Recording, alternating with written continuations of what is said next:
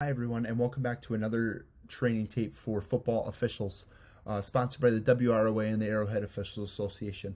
My name is Cade, and I'm the huddle administrator for the Wisconsin River Officials Association, and this is training tape number 4 of 4 for the 2022 season. We've had a great year so far, and I'm excited as we get through the last couple weeks of the regular season into the playoffs to see how much growth we've had since the beginning of the year. I hope that you found these tapes helpful, and I hope that this last one, as we dive into a little bit kind of deeper topics that kind of can help set us apart from normal crews, that you use this to the best of your ability and that you can become better officials from this. As always, let's start with our disclaimers. Remember that watching this video does not count for any credit towards any level advancement for the WIAA or any state association. The training is for a 5-person officiating crew with the umpire in the defensive backfield. You will see some clips here today from a game that was officiated in Minnesota where the umpire was in the offensive backfield. Remember that we're never trying to pick on anyone in this video. We're just trying to learn from them, and that's purely it. And remember that I am not a trained clinician or have any association with the WIAA, NFHS, or any state association. I ain't got much credibility. I've never worked a state game or anything like that. This is just one official trying to help all the rest of you as you view this video. And if you ever have anything, any comments, questions, please always feel free to reach out to me. I do make mistakes. There was a mistake caught in the last video from an official that was at the end line on a free kick, who was actually me, and he should have been on the goal line. So always feel free to contact me if you have anything regarding these videos. Without further ado, let's get right into it. So our first topic that we're going to talk about is movements by the QB before the snap, specifically talking about simulation of the snap. We're seeing a lot of this now in the high school game because we see it from the NFL and the NCAA, and then they clean it up, and then it trickles down to the high school game, and now we have to clean it up. So what I'm specifically talking about here is Rule 7, and specifically in Rule 7, we're looking at Section 1, Article 7, when we talk about a feigned charge that simulates action at the snap. This is something that has become really popular by a couple teams in the southwest part of the state. And I want to address this because I'm getting a lot of questions about it. And this is something that I think if we understand more and we implement properly, this is going to be helpful for you to be able to better understand this.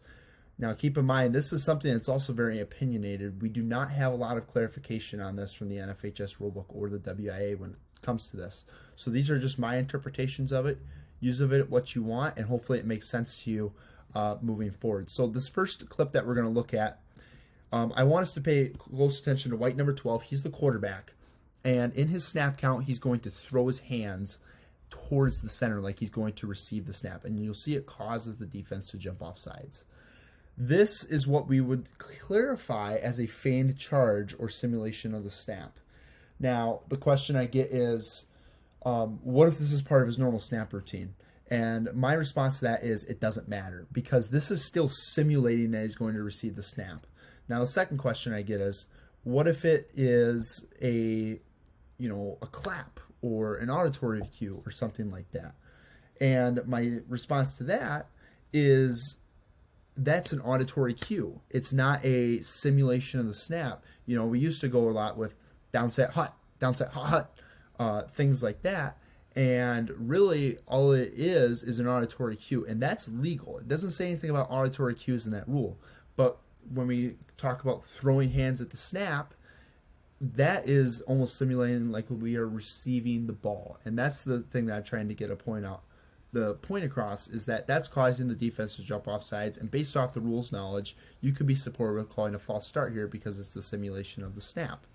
Now, the second question I get is, what if it's part of the motion or signaling someone in motion? And this is an example of that here where the defense almost jumps off sides because of this. And my response still is, it doesn't matter. It doesn't say anything about cueing somebody in motion or anything like that. There's no exception to that. And so based off of the rule, this is still considered a false start because he's still simulating like he's going to get the snap. It's not the same, or there's no exception if it's a cue to get someone in motion. It still is causing the defense to encroach. And that's the point that I'm trying to get across here. Now, legal ways to put someone in motion. Here's a good example. is the good old foot tap. You see this from a lot of teams that used to run the wing tee or now the spread, is they put the foot tap in motion. And that's not a simulation of the snap. That's not part of a quarterback's way of receiving the snap. It might be, but it's not very common, I guess, is what I'm trying to get across. And it's not meant to get the defense to cause offsides, because it's not pretending like they're receiving the ball or anything like that. They're looking at the motion man. They're cueing them in motion, and this is what we could consider something that is legal. It's not causing the defense to encroach in any way, shape, or form. So I know it's a kind of a touchy subject in terms of, if it's legal, if it's not legal, but it's something that is very controversial, and I think hopefully that I have kind of cleaned everything up for you in terms of kind of trying to understand this rule and its interpretations and how we should correctly call it. Our second topic that we're going to talk about is line of scrimmage mechanics. Now, line of scrimmage officials, I think, have the most important job on the field, because they have to deal with the coaches. They got to spot the ball. They have to worry about illegal formations, forward, backwards passes, ball crossing neutral zone, etc. So when we talk about line of scrimmage mechanics, we want to make sure that we have them as clean, as crisp as possible, so we have the necessary information, the right spots, etc.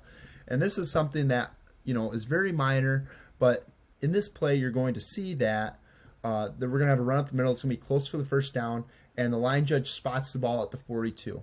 The line of gain is the 41. So we see that we place the ball down at the 41-yard line, which is technically a first down, but the line judge clearly had it at the 42. And the point I'm trying to get at is that potentially if we put it at the 41, especially in the middle of the field, we could possibly have to measure. And the reason why the umpire put this ball at the 41-yard line is because the line of scrimmage officials were not lined up at the same marks. And that's something that we need to make sure is correct, is that we always want to be at the same marks when the play is dead, even if the linesman may have a different spot. In this case, I take the line judge's spot because he's got the best view of the ball, and the linesman is really trailing behind the play. He's not really hustling up to the ball, whereas the line judge is, and he's right there. He's got the spot.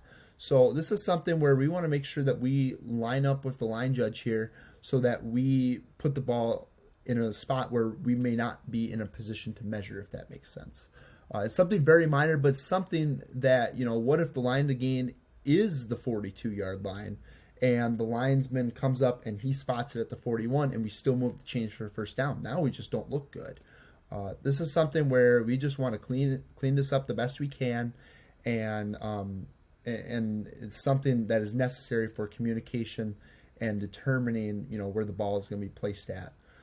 This is the second play that I'm going to look at is a little bit more of kind of a play. I want to focus mainly on the line of scrimmage officials, not worry about the penalty flag or the possible penalty or anything like that. We'll notice here that we do have what appears to be a lateral or a backwards pass. It's a very, very close play. And we'll see that both these line of scrimmage officials kind of just sit back here. They stay and they hold the line of scrimmage. Now, in this case, because the line judge has a receiver who's going out to try and catch the ball in the backfield, we want the linesmen. We want the linesmen to move up into the backfield so that they can determine if this is a forward or backwards pass. We do see that he does give a punch back for a backwards pass, but he doesn't have the best look at it as if he was right there and he was in the backfield a little bit more. And my second thoughts with this is that actually the line judge could do a better job of working back also and determining this when we talk about cross-field mechanics. Especially when the play is not to their side. Just because the play is not to your side as a line of scrimmage official does not mean that you should just hang out and you have no responsibilities. Okay, they can do a great job in determining this too if they work back towards the play. You'll see that he really just stays put the whole time. He should be working back with that play more. This is just something where if we have good mechanics on this, it makes us look that much better. And then second thoughts with this is, what if the play is closer to the line of scrimmage? Well, then we want the line judge in this place, or in this case, to determine if the ball crosses, let's say, the neutral zone, or if they can get a look at the backwards forwards pass. They can have an opinion on this. This is something where cross-field mechanics are really important, because that ball crossed the neutral zone, all of a sudden now we have to worry about offensive pass interference or defensive pass interference or ineligibles downfield, things like that. Those all need to be determined, and if the line of scrimmage official opposite of us falls asleep, then we may be screwed and we may not have enough information to get a proper ruling. So keep in mind your line of scrimmage mechanics. They're very important, and I think that if we clean this up here and we have a little bit better angle of this play, we look a lot more defendable on film when we talk about ruling these different types of plays. So our final topic for the 2022 season is going to be crew communication on penalties and referee announcements. It's something that is a big part of our game, and communication is so important when it comes to officiating, not only with our crew, but with the general public as well. We're going to talk mainly about kind of how the referee should handle penalties, and just a overall better way to, hopefully better communicate things to your crew and to the press box when we're reporting our penalties. So just a few general reminders when we talk about when we have a penalty. Slow down. We do not need to speed things up. Even if we know what the penalty is, what the enforcement is going to be, we still need to make sure that all 5 officials understand and know what is going on. But with that, be efficient too. Don't take 5 minutes to administer a holding penalty. Don't take 2 minutes to administer a obvious pre-snap penalty. But at the same time, when we have PSK fouls, when we have fouls on changes of possession, dead ball fouls, multiple fouls, slow ourselves down, make sure that we get things right so we can communicate things to the coaches and to the press box accordingly. Make sure that you communicate the foul and communicate the options to your coaches. The thing that we do on our crew is we always make sure that the line of scrimmage official is near the coach when we think we might have an option where they may accept or decline and it's not obvious. So make sure you're communicating those things, especially, under 2 minutes with the clock option now that we have with the rule change this year. This is just something very big that we want to make sure that we all are on the same page when it comes to this stuff. And then penalty announcements. This is something where, by the book is by the book, and I respect you if you are like that. With me, I personally stray away from the book a little bit to make things more crisp and to better kind of announce things, make sure that everything's going on. Some things with penalty announcements, regardless, always cut out unnecessary wording. We always hear in basketball, right? When you're reporting a foul, don't say fouls on white 43. Just say white 43. And this is kind of the same thing. I hear a lot of white hats go holding on the offense, false start on the offense. Just go false start, offense, or holding, offense. Why do we have to say on, though? We know what it is going to be regardless. Cut out that unnecessary wording. It helps things go a lot more smoother out of your mouth when you say that. As far as, communicating player numbers, I do not believe that you have to. In the rule book, it says if you have a microphone that you may, and that is on page 19 of the officials manual. You are permitted to say that if you would like to. Personally, for me, whether I have a microphone or not, I always communicate the number. And people may push back on that and say, well, it's shameful to the player or it's shameful for this. And here's my take on that is the coach is always going to know who the penalty number is on because you're always going to relay it to him. And nothing is ever going to be more shameful for that player than getting his butt chewed by the coach for committing that penalty. I don't think he cares about what the grandma in the stands thinks or knows that they committed the penalty. So I just like to communicate the number. It makes things kind of flow a little bit easier out of my system, and it can be helpful to communicate in certain situations, such as ineligibles downfield.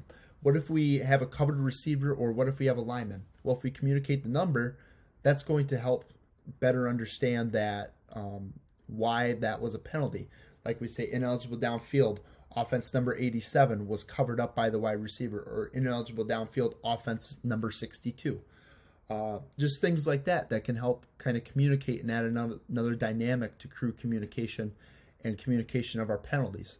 As far as preliminary signals go, I am one who, if the penalty is going to be obviously accepted or obviously declined, I will not do preliminaries. I think that is just something where we come out and we say holding offense number 62, and then we come back 2 seconds later and say the same thing. I don't find that really needed. I don't think that's something that is necessary. So If it's going to be close, though, I do generally give a preliminary signal, because then it communicates what's going on before we have a delay of what the coach is going to do. So that's just my take on it. You don't have to listen to me. If you want to give preliminaries every time, or you want to give 0 preliminaries, it's not going to make a difference to how I do things. Versus if you say the number or not, you can disagree with me on that. That's fine. But it's just something that I would like to just kind of touch on. I always think personally, when you give a foul that says holding offense number 62, 10-yard penalty, replay so-and-so down. Or if you want to say 10-yard penalty from the spot of the foul or the previous spot, that's a good communication too. But overall, just keep them crisp though. Don't jamble on, say holding on the offense number 62, 10-yard penalty will be taken from the spot of the foul. We will replay second down. Just keep it crisp. Keep it concise, but relay the necessary information that you need. We're just going to look at a couple clips here. And this first one, we're going to see a holding call that's going to be on our side of the screen. And it's an obvious holding call. It's a good catch by our white hat right off the bat. But we'll notice that he does stop the clock, but then it doesn't appear that he communicates anything. He just goes right in and he does his penalty announcement. Communicate to your officials on the field what you have before you give a penalty announcement. Another thing that I will say with this is that we see that he kind of, exaggerates a little bit. He kind of pumps his arm down a little bit, if you notice. And that's something where, just come right out and bring it out strong. Don't kind of jumble or have your hands kind of, all over the place, everything like that. Make them crisp, make them strong. That just better solidifies our presence on the field. And you'll also notice that he kind of points to the ground there as to where the penalty is going to be given. That's not something where we really need to do. Just verbalize that. We don't need to point where that spot is at or anything like that, because you actually see that he moves his penalty flag, which is great. I'm glad that he decided to move his penalty flag to where the hold actually was, but that can be misleading. It was, okay, we just pointed at where we thought we were going to force it, and then we moved the flag. Just say from the spot of the foul, we're good to go there. We'll see here on this next play that we're going to have kind of the same deal. We're going to have a holding called by the referee, and he does a little bit better job this time of at least he communicates to his crew. And you know that because you see a slight delay. It appears that he's on his back there is maybe where his radio is, and he's just communicating what the penalty is. But we'll see that this is actually a 3rd and long play, and it's going to bring up 4th down. This is where we want a preliminary signal, and you notice that the white hat here does not. This is where we should give a preliminary signal so that we can communicate what's going on, because we see that there's such a long delay here, and everyone's kind of wondering what's going on. We'll see that the penalty announcement comes out after we see what he does, which is great. But this is a case where we do want a preliminary signal here so that we can communicate this stuff, and everyone knows what's going on. Because remember, the whole purpose of a penalty announcement is to communicate what we had. So if we do that as best and as concise as we can, and we deliver the necessary information in a timely manner, that just makes us look that much better. Okay, that is it for training tapes for the 2022 season. I want to thank everyone for your tremendous support. I want to thank the WROA and the AHOA for giving me resources to be able to make these. These have been really great to me. I've learned a lot in the process. I hope that you have too. I hope you have benefited from this. And remember to always reach out if you need anything. Again, thank you for the support. We'll see you in 2023. Have a great rest of your regular season. Have a great playoff run. And we will catch you when we come into basketball season.